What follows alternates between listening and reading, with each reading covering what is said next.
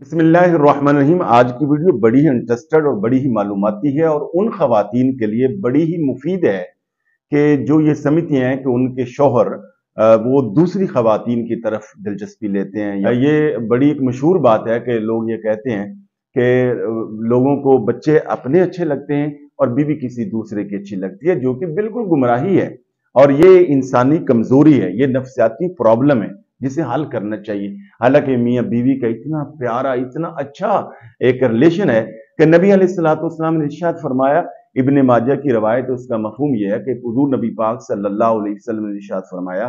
कि जितने भी मोहब्बत के रिश्ते हैं उन सब में सबसे आला और सबसे जो मजबूत रिश्ता है वो निकाह का रिश्ता है। ये जो रिश्ता है ये ईसार, मोहब्बत और बाहमी एतमाद से ये निभता है, तो एक दूसरे के एतमाद को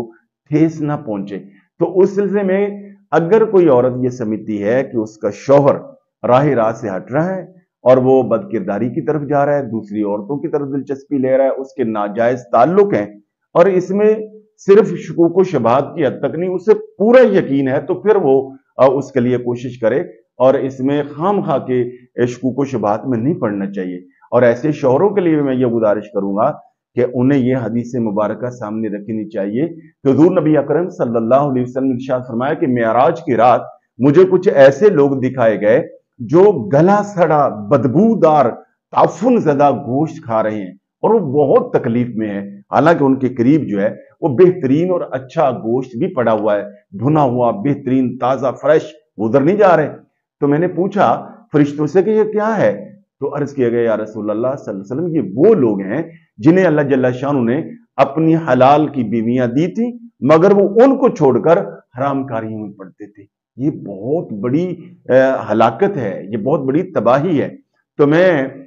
ऐसी बहनों को भी और ऐसे शौहरों को भी गुजारिश करूंगा कि आप देखिए ये मॉडर्न दौर है, अब सीखने के मौके ज्यादा हैं, तो आप किताब सुन्नत का भी मुताला करें, हुजूर की सीरत का मुताला करें और उसके साथ साथ आप यूट्यूब से भी इस वक्त जो वो रहनुमाई ले सकते हैं और बहुत सारी टिप्स आपको मिल सकती हैं, थ्योरीज ऐसी मिल सकती हैं कि जिनके जरिए आप अपने शौहरों को बचा सकती हैं, शौहर अपनी बीवियों को जो है वो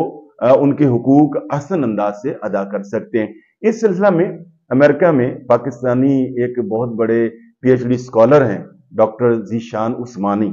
उनकी अगर आप वीडियो सुने मैं उसका लिंक दे दूंगा। वो बहुत अच्छा उन्होंने ये लिखा है कि बीवी को फंसाएं और बीवियों को ये कहा है कि शौहर को फंसाएं। बज़ाहिर तो ये बड़ा अजीब सा टॉपिक लगता है मगर सुनने से ताल्लुक रखता है। उन्होंने 9S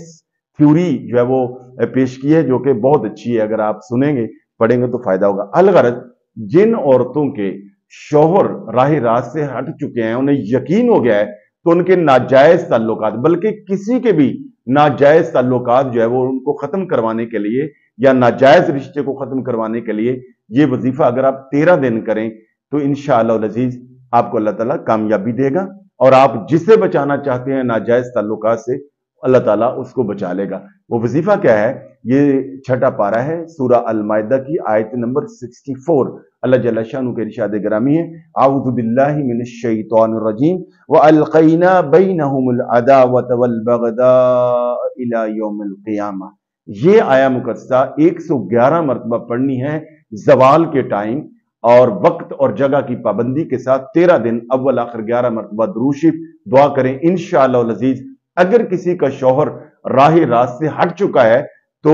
वो इस वजीफा और दुआ और इन चंद टिप्स की वजह से इंशाअल्लाह अज़ीज वापस आ जाएगा। शुक्रिया।